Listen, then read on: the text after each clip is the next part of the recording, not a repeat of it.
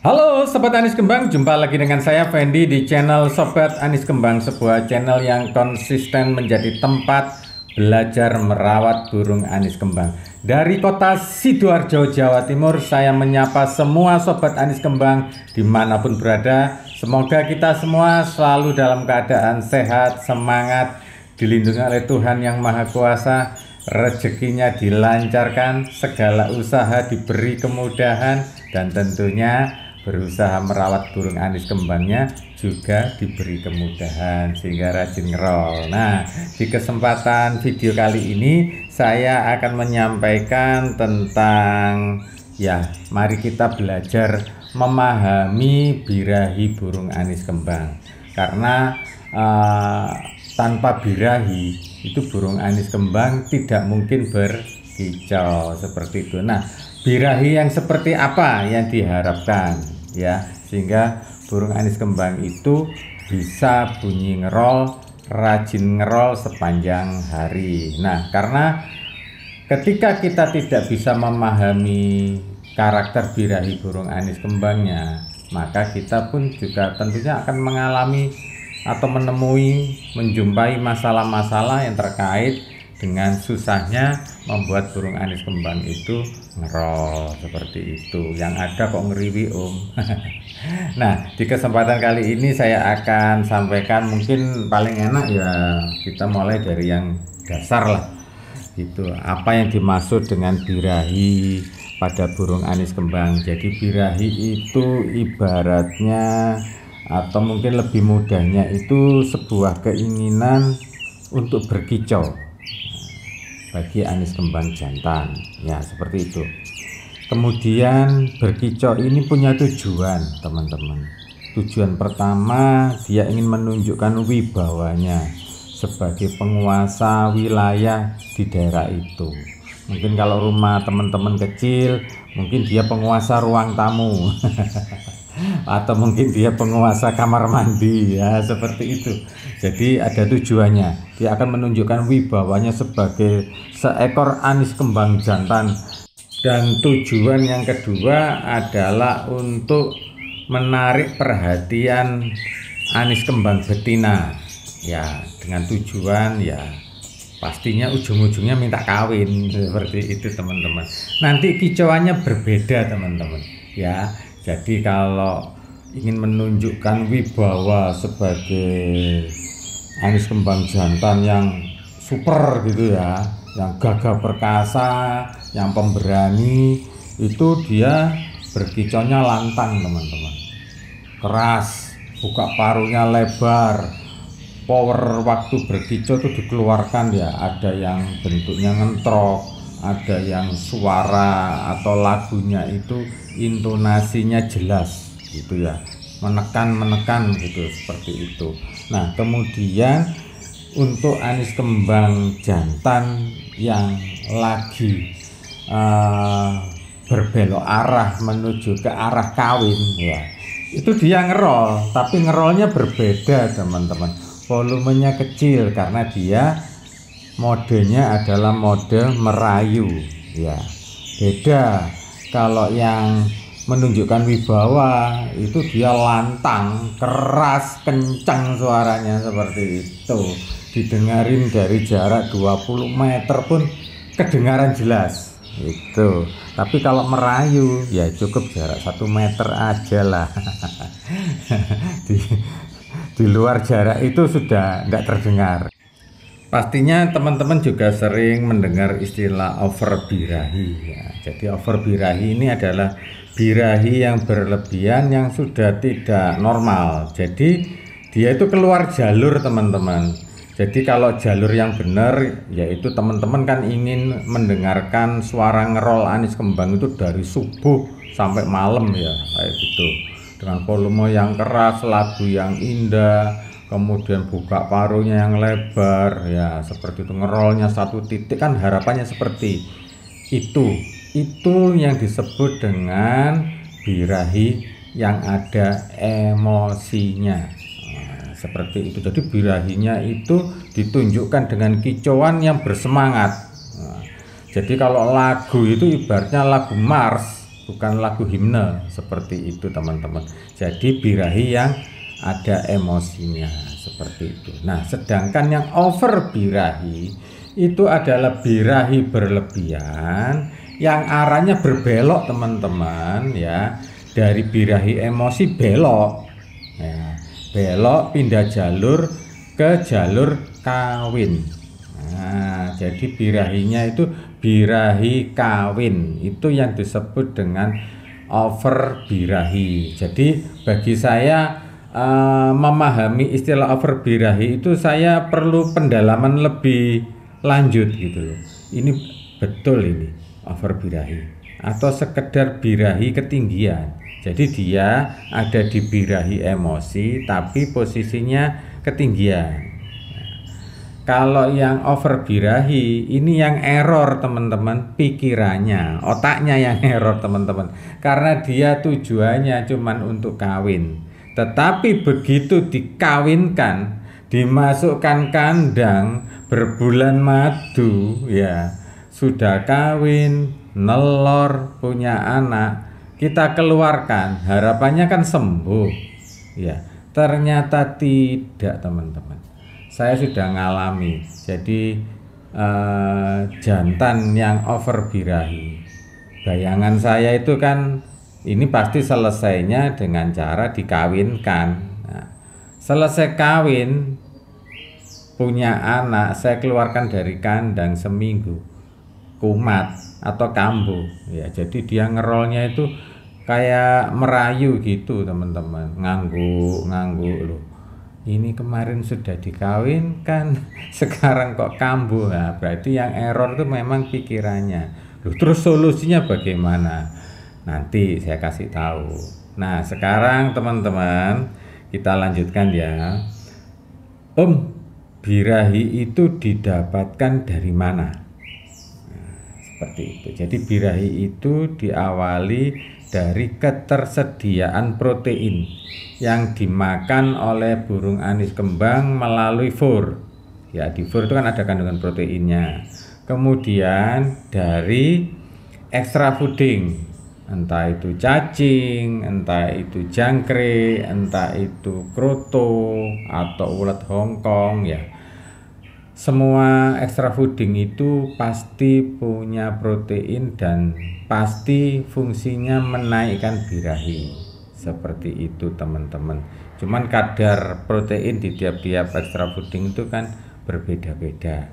Itu yang extra fooding hewani. Bagaimana dengan extra fooding nabati? Misalkan dari sayuran atau buah-buahan. Ada. Kalau teman-teman searching ya di Google itu pasti ada kandungan protein, misalkan pada sayur bayam, kemudian brokoli, kemudian kembang kol, apalagi ya, tauge atau kecambah, itu proteinnya tinggi teman-teman. Biasanya burung anis kembang kan tidak makan sayur gitu ya. Jadi sayurnya ini misalkan tauge atau kecambah, ini saya berikan dulu ke jangkrik yang akan dimakan oleh anis kembang. Saya treatment kasih makan tauge atau kecambah ini 2 hari, baru hari ketiga saya berikan ke burung anis kembang. Caranya seperti itu teman-teman. Jadi kenapa membutuhkan protein ya, karena protein nanti akan dirubah melalui proses metabolisme menjadi asam amino. Asam amino inilah yang menjadi pembangkit kerja dari kelenjar hormon birahi. yang di anis kembang jantan disebut dengan kelenjar hormon testosteron. Nah, posisi kelenjar ini ada di bawah otak atau di sekitar otak seperti itu. Jadi pabriknya birahi itu ya ada di kelenjar hormon testosteron tadi. Nah, secara alami kelenjar hormon testosteron ini akan berfungsi atau berproduksi tinggi itu manakala pada musim-musim kawin, yaitu musim-musim penghujan. Nah, dari situlah kita bisa mengadopsi bahwa burung anis kembang ya yang ingin dinaikkan atau mudah naik birahinya itu ya sering-sering dimandikan, ditaruh di tempat yang sejuk, ibaratnya seperti musim hujan, didengarkan lagu atau suara air gemericik. Nah, seperti itu teman-teman caranya. Jadi faktor pendukungnya seperti itu. Nah, kemudian teman-teman, di burung anis kembang itu kita juga mengenal birahi itu dibagi jadi dua karakter ya. Karakter yang dalam, birahi dalam, dan birahi dangkal. Mungkin teman-teman pernah melihat burung trotol itu sudah bisa bunyi ngeplong, atau trotol masih umur 1 bulan itu sudah ngeleper. Nah, sayapnya ngeleper, ekornya naik, nah, sampai hampir menyentuh kepalanya. Itu trotol betina ya? Belum tentu teman-teman. Justru yang paling banyak adalah trotol jantan yang dangkal birahi. Jadi biasanya umur 2,5 bulan gitu sudah ngeplong burung-burung seperti ini. Nah, teman-teman kan patokannya ngeleper itu identik dengan betina, belum tentu kalau di kasus trotol. Nah, gitu teman-teman. Jadi trotol yang dangkal birahi itu ciri-cirinya sering terlihat ngeleper sayapnya, baik jantan maupun betina, dua-duanya ngeleper. Nah, itu teman-teman dipahami dulu, dua-duanya ngeleper, tidak bisa dipakai acuan membedakan menentukan jenis kelamin. Nah, saya sering dapat jantan bagus ketika trotolnya ngeleper. Itu paling seneng saya, pasti cepet bunyi, cepet ngerol. Kadang umur 4 bulan sudah ngerol, apalagi umur 6 bulan waktu ngerolnya tambah kenceng. Nah, seperti itu teman-teman, itu yang dipahami ya. Kemudian untuk yang birahi dalam ini tentunya butuh waktu yang lebih lama untuk dia bisa naik birahinya, dalam arti dia bunyi ngeplong, kadang terlambat gitu ya. Umur 5 bulan, umur 6 bulan baru bunyi ngeplong. Umur 1 bulan sampai 4 bulan cuman ngeriwi aja, seperti itu. Nah, teman-teman kalau sekarang beli burung anis kembang yang sudah bunyi, entah bunyi ngeplong, entah bunyi ngerol, membedakan dia birahi dalam atau birahi dangkal caranya bagaimana Nah, teman-teman bisa tes ya. Kalau dia diberi jangkrik 1 ekor pagi, 1 ekor sore atau malam hari, kita pantau. Kalau dia tetap rajin ngerol ya, atau rajin ngeplong ya, kemudian badannya singset ya, bulunya tidak ada yang mengembang, terus gerakannya satset gitu ya, lincah gitu, ndak kelihatan letih lesu loyo lah, tidak seperti itu, maka bisa dikatakan anis kembang itu adalah memiliki tipe birahi dangkal. Dikasih 1 jangkrik itu loh sudah gawacor 24 jam. Wah, itu berarti birahi dangkal. Nah, kalau birahi dalam caranya bagaimana Sama, kita kasih 1 pagi 1 sore, hasilnya bagaimana? Melempem ngeplong riwi.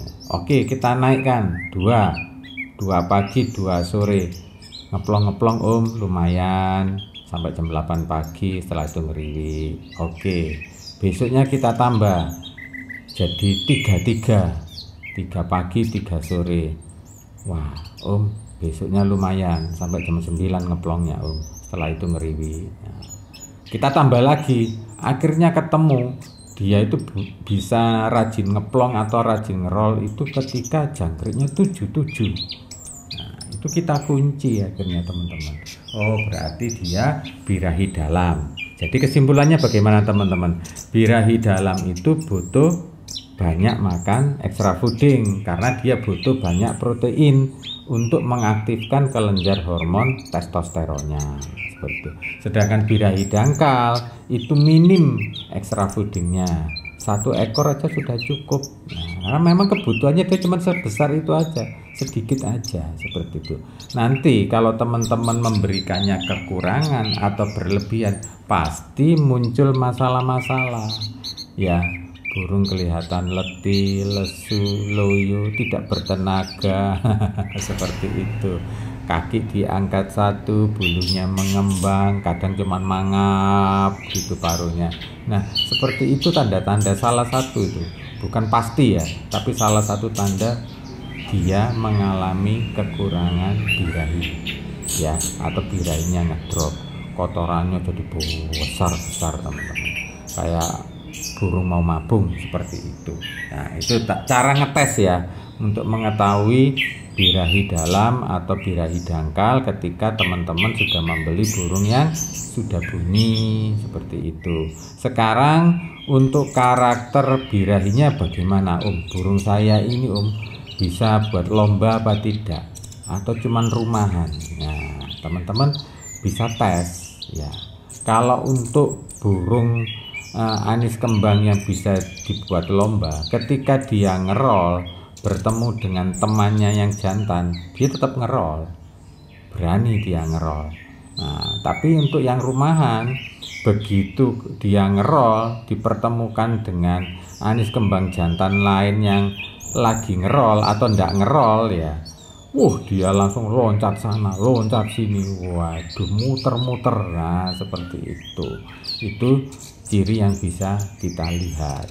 Loh kalau burung anis kembang yang rumahan itu masa ndak bisa sih dibuat jadi burung lomba? Bisa, tapi prosesnya pasti panjang dan rumit. Nah, teman-teman harus paham metabolismenya, teman-teman harus paham dia tipe panas apa tipe dingin. Jadi memang ada proses yang selanjutnya gitu teman-teman, tidak cuma dibawa ke tempat lomba, tapi ada proses-proses lain yang mengikuti sehingga dia memiliki birahi emosi, yaitu kemampuan bunyi ngerol di hadapan teman-temannya. Seperti itu, dia mengembangkan yang namanya toleransi berkicau ngerol. Nah, seperti itu. Kalau rumahan dia nggak mau toleransi sama sekali, istilahnya dia intoleran, pokoknya dia bunyi sudah. Kalau didekati anis kembang jantan yang lain, dia sudah bingung mau ngusir gitu ya, adu fisik. Nah, seperti itu, bukan adu rol. Nah, seperti itu, bedanya seperti itu teman-teman. Nah, sekarang untuk kasus yang over birahi, solusinya bagaimana ya, jadi kita akan mengurangi penyebab dia birahi. Apa itu? Mandi kita kurangi, kita stop. Kalau perlu mandinya cukup seminggu sekali atau 2 minggu sekali, enggak apa-apa, yang penting sangkar dibersihkan. Kemudian kita jemur, jadi kelebihan protein yang ada di dalam tubuhnya, di dalam darahnya itu kita bakar dengan penjemuran seperti itu. Jadi kita naikkan emosinya, kita tekan birahinya seperti itu. Sudah saya coba kayak gitu, terus kok masih tetap over birahi. Loh lah, bagaimana extra foodingnya? Dikurangi apa enggak? Iya ternyata belum saya kurangi. Lah ya dikurangi, karena apa? Sumber birahi itu adalah dari protein, baik fur maupun EF ya. EF bisa kita 0. Nah, terus protein dari furnya gimana? Bisa kita rendahkan pakai fur yang rendah protein seperti itu. Tapi burung kita pastikan dia tetap menyukai makan fur. Nanti kalau tidak suka dengan fur yang baru, burung bisa kurus, bisa nyilet, bahkan memicu kematian. Seperti itu teman-teman. Jadi Harapan saya dengan teman-teman melihat konten channel video Sobat Anis Kembang ini, teman-teman lebih punya wawasan di dalam merawat burung anis kembang ya.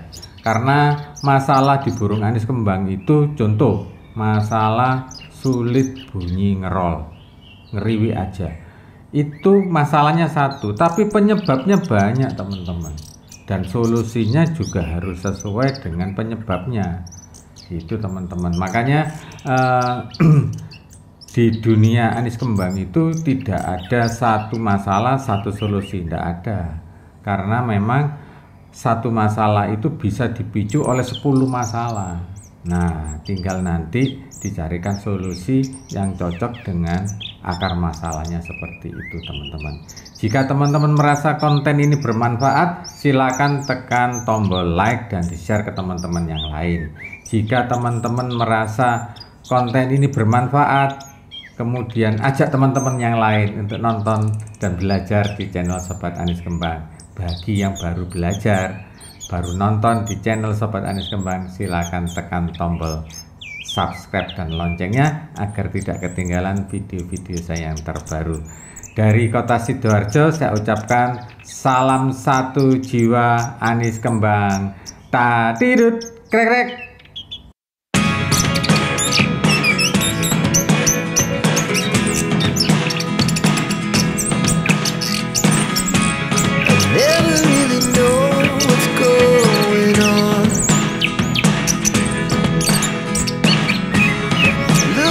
Sometimes like all you want to do is run.